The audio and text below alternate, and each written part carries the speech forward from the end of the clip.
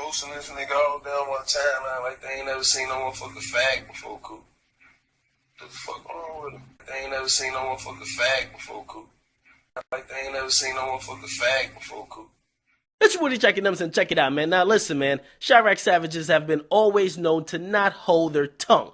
Whether they're wishing R.I.P. to the ops, whether they're telling, actually, not R.I.P., R.I.Piss, okay? Rest in piss to the ops. That's how the savages talk.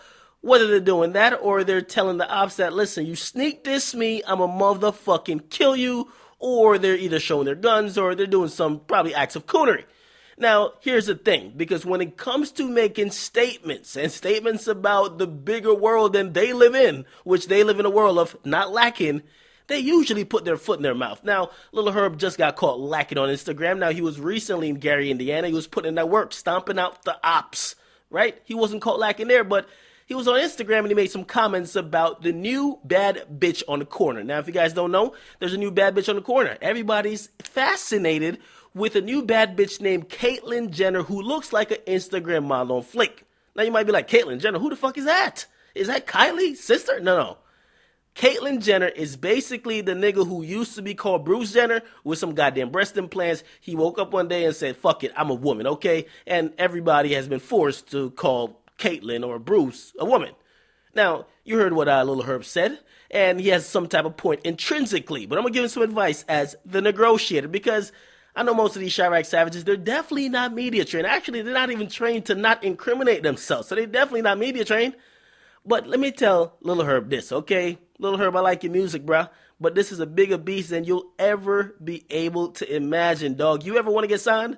You ever want to perform and be co-signed by brands and be performing in huge venues and on bigger platforms other than Hustlin' Joe's in Gary, Indiana?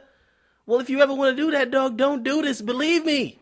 Sometimes the best comment is just no comment, even if you delete it and you did put this up on Instagram and delete it, but then 30 people sent it to me. It lives out there in the cyber world, bruh. And I'm just trying to look intrinsically because I'm not just trying to dismiss you because I think it was foul how he put it across. Now, did he have a point? Maybe, and we're going to get into that. But I don't use the F word particularly, you know what I mean? Not because it's just not in my vocabulary, period, okay? But I'll say this. I kind of get what he's saying with the instant fascination. Now everyone's like, oh my God, Bruce is such a hero, so heroic. I'm like, come on. We've all been, we've all seen and experienced people who announced they were homosexual or went through the phase or the process of becoming transsexual or anywhere in between. So it's kind of like everybody's fascinated with it, maybe because he's related to the Kardashians, or maybe it's just that big of a fucking deal. I don't know. But for me, it's like anytime there's something big in the media, everybody talks about one thing. We all know this, right? I mean, it's a bunch of nut-hugging, penis-saddling, right? Niggas have a goddamn dick rodeo on social media when any big story drops. So people are going to continually talk about it because everybody's trying to make a joke about it. It's like the fucking playground. Everybody wants to be around or in that circle when two people are in the middle fighting or even arguing or even rapping.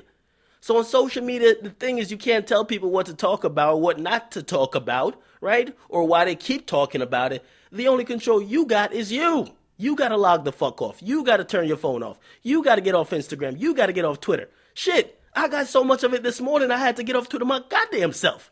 Because people were sending me some images and I'm like, yo, nah, bruh, I got to get out of here, okay? So, listen, man. You take a break from it, but watch your words, dog, and I'm telling you this. Well, actually, man, you a goddamn savage. Do what you want, bruh. Do what you want. You niggas is worrying about the ops. You don't care about no politically correct. I'm a nigga caring about politically correctness a little bit. Even though I tell my true opinions, I don't say it in a way that is offended everybody. I mean, offend the people who should be offended, like the goddamn coons. But anybody else, you know what I mean, to some extent, especially with lifestyle, do your thing. You ain't hurting nobody. You ain't got nothing to do with me. You ain't committing no crime. You ain't killing nobody. Yeah, do you. Do you. You ain't going to get like a support from me, but you ain't going to get me saying, fuck you. You know what I mean? So, get in the comment box. What do you guys think about this?